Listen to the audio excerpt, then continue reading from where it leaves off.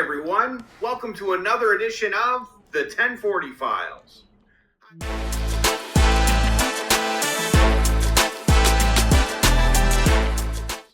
Hi, my name is Brian Eisenmenger, and today I want to share with you a tax savings idea that is one of my favorite ones of all time. It's known as the Simplified Employee Pension Plan, the SEP Plan. You might say, tell me why you like this. Well, I have a lot of clients who come to me, especially if they're a new business owner, maybe they started a side hustle.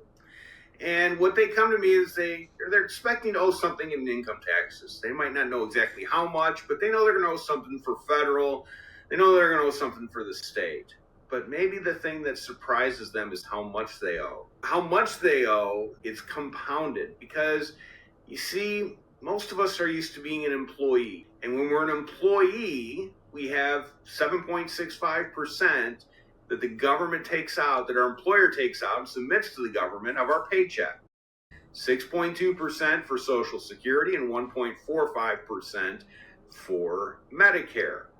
What a lot of us don't know is that our employer is matching those amounts. And when you are the employer and the employee, hence self-employed, you get hit with another 15.3% in taxes. And that can put a lot of people that they need to set aside 35, 40% of their income for taxes. So the question is, what can I do to save money in taxes? Is it too late? Here we are, knee deep in 2025 and I've got to pay taxes for 2024. And is there anything I can do? And yes, that's where this SEP comes in.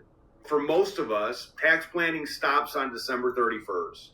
There's not a whole lot we can do. However, there's a couple tricks in our bag. One of the last ones that I like to pull out is the SEP. Because what it allows a person to do is to take 20% of their income after 1/2 of self-employment tax and put it into a retirement plan for themselves. And for most things we do tax-wise, we got to do it by April 15th, like for a traditional IRA or a Roth IRA. With a SEP, we have until the due date of the return, including extensions, which means we have all the way until October 15th to fund the SEP. Now, what I typically do with my clients is when we talk about this idea, put them on extension. I have them paying the amount of tax we think they're going to owe. We put them on extension until they fund their SEP. You might say, why do you do that? Well, my experience is that life happens to a lot of us. And if something happens that we can't fund the SEP, this way I don't have to go back and file an amended return or superseded return or anything like that. I can just file one return.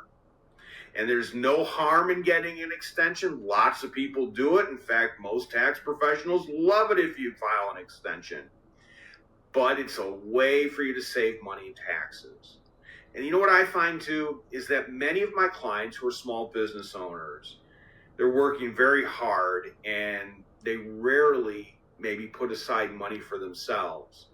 And saving money for retirement, I've always considered a lot like eating your vegetables. I'm not a big vegetable fan. We know we should do it. We know it's good for us. It'll give us a long life. Well, the beauty of the SEP, the beauty of putting money into a retirement plan is it's good for us. We save money in taxes. And when we get to the end of our working days, we're going to have money there that we're going to be able to live off of. So I want you to strongly consider putting money into a SEP. The requirements are really easy. You just have to fill out a Form 5305. There's a maximum that you can put in for 2024 at $69,000. There's some serious money you can put away into a SEP. The other thing to be aware of is if you have employees, the government requires that we treat our employees fairly. And that means whatever percent we put in for ourselves, we have to also put in for our employees. There's some requirements they have. Check it out with your tax professional. Don't forget the SEP. It's a great idea for you. So, folks, go conquer your worlds. Have a great day.